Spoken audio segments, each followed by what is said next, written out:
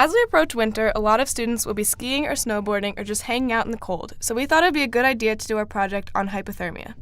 Although it's a lot less common now, it still has extremely severe physiological effects on its victims. Usually, cases of hypothermia are broken down into 3 categories depending on how much the person's temperature deviates from a normal internal body temperature of 98.6 degrees Fahrenheit. For a mild case, the temperature gets between 95 and 90 degrees Fahrenheit. For a moderate case, it's between 90 and 82.4, and for severe, it is anything under 82.4 degrees Fahrenheit. Hypothermia specifically influences metabolism, the endocrine system, the central nervous system, the cardiovascular system, respiration, and renal function.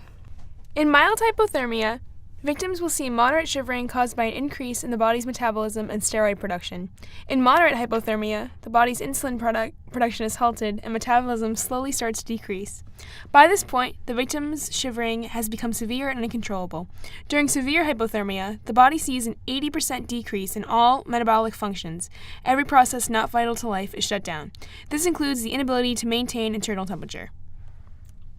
As the body loses its ability to maintain a stable internal body temperature, the central nervous system takes hold by taking control of all systems vital to life, like the cardiovascular and respiratory system, and limiting the activities of other systems, like the renal system or metabolism.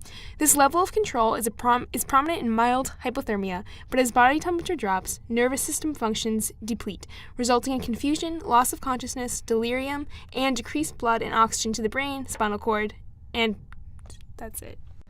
Hypothermia also impacts the cardiovascular system. In order to retain heat, the blood vessels of the skin contract or go through vasoconstriction as part of a reflex reaction. As we learned, the blood vessels are able to constrict through the extrinsic control of releasing norepinephrine. Constriction increases resistance, and thus, according to the equation flow equals pressure divided by resistance, decreases flow rate. At the same time, mean arterial pressure increases, further decreasing the flow. In mild hypothermia, the heart rate increases to push blood to the extremities. However, this puts great strain on the heart, as it must pump harder to push blood against the constricted vessels. In severe hypothermia, heart rate slows and cardiac output falls. As a result, less warm blood is circulated throughout the body, particularly to your extremities. Death from hypothermia usually occurs due to respiratory failure, which is followed by circulatory failure. For severe hypothermia, the body temperature is anything below 82.4 degrees Fahrenheit.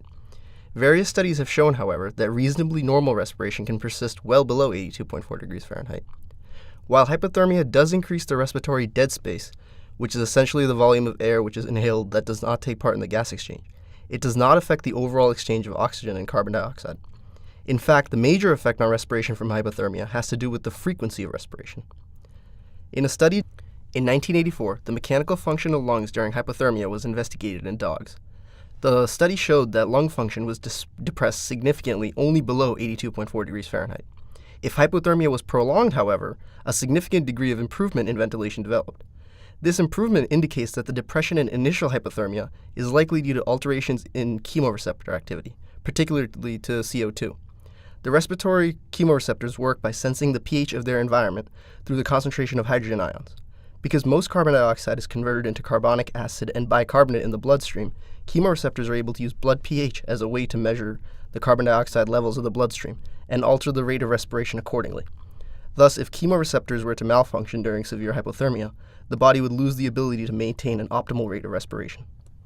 The renal system is also affected in hypothermia.